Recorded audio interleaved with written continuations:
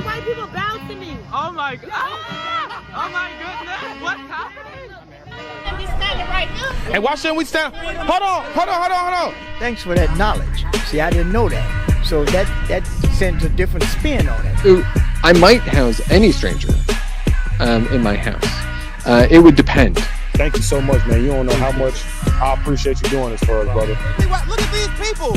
Look at these crazy ass people, bro. You guys are our future. This is the future.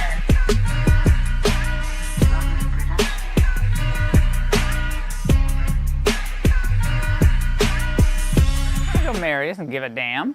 We won't be intimidated. We won't cower under pressure. The abominable ignorance that is coming from the president-elect and former president is quite damning. We will not allow tiny gods who attempt to have flexibility in the morality to use it as a way to divide us.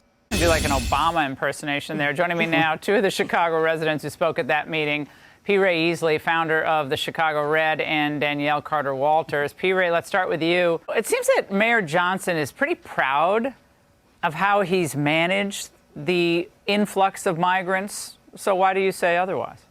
Because he's not proud. He's very uncomfortable. He has a 14% approval rating, and no politician wants to have that type of approval rating. Wherever he goes, there are people jeering him and telling him that he has to adjust the budget and that we need the illegals gone. But he's already made deals, and I believe cash checks, in order to push this plan forward, regardless of what we want, because the Chicago Teachers Union has been traveling to Venezuela for years and making deals with their government. It turns out that Chicago is throwing resources at illegals. They do get free housing. They do get free meals a day, daily snacks. They get free medical care. And yet, Danielle, when I was in Chicago for the DNC, I saw a lot of people who were struggling. I talked to a lot of people who were struggling, who were residents of Chicago, who love Chicago. What about those people? He doesn't care anything about those people.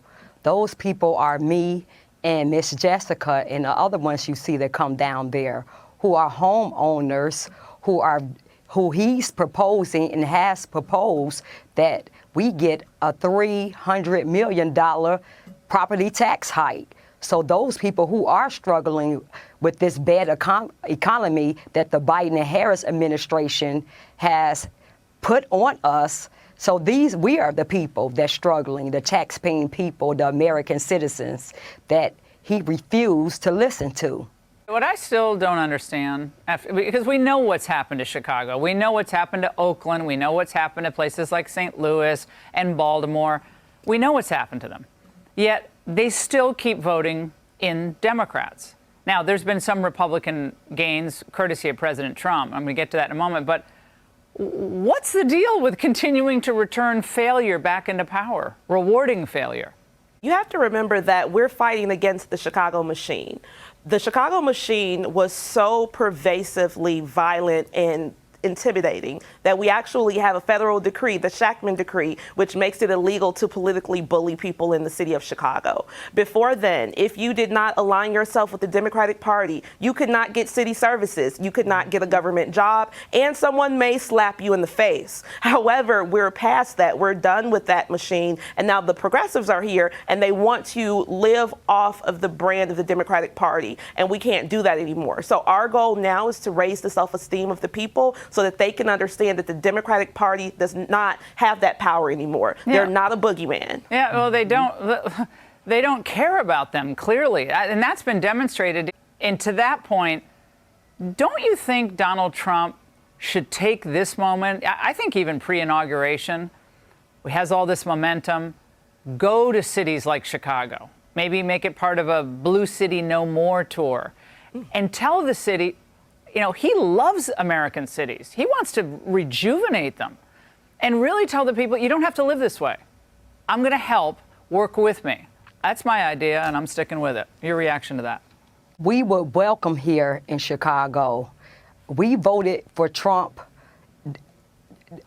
We came out and voted for Trump. So the numbers, don't let the numbers fool you. We came out. And I believe if Trump, and I'm calling from him, to make an example out of our mayor, Brandon Johnson, because they saying that they don't mind going to jail. So I believe if Trump makes an example out of Brandon Johnson and lock him up, oh yes, Chicago, he will have Chicago in his pocket. That's the new chant. You know, Johnson is I'm going to go to jail to protect. He wouldn't go to jail to protect his own citizens. Okay, no. But he'll go to jail to protect the migrants. How do you think, P. Ray, really quickly, how do you think that's going to sit with the people?